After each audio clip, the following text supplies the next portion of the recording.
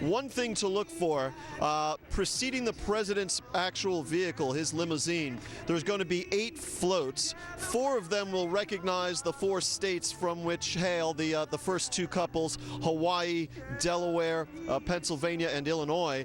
The other 4 floats are going to advance this theme that we've heard so much about today of civil rights. There will be one dedicated to the Reverend Dr. Martin Luther King, whose birthday is observed today. There will be another float devoted to various civil rights movements, including not only the African American protest movement of the 50s and 60s, but the suffragist women's movement, and also LGBT. And that was one thing that struck me, Brett, about this speech.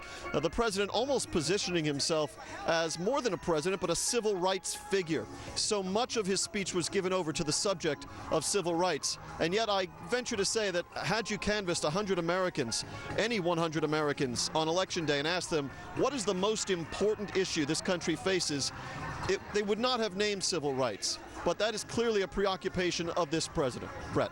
James, as our chief Washington correspondent, you see a lot of back and forth, Capitol Hill covering a lot of this,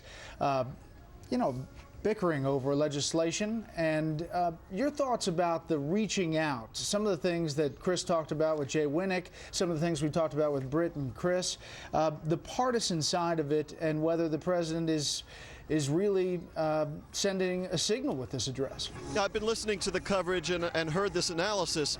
I was struck by the contrast between this speech and the speech that President George Herbert Walker Bush gave in 1989 when he reached out to the Democrats who were seated on the dais and said, to my friends in the loyal opposition, and I do mean friends and I do mean loyal. There was no such grace note in this speech, Brett.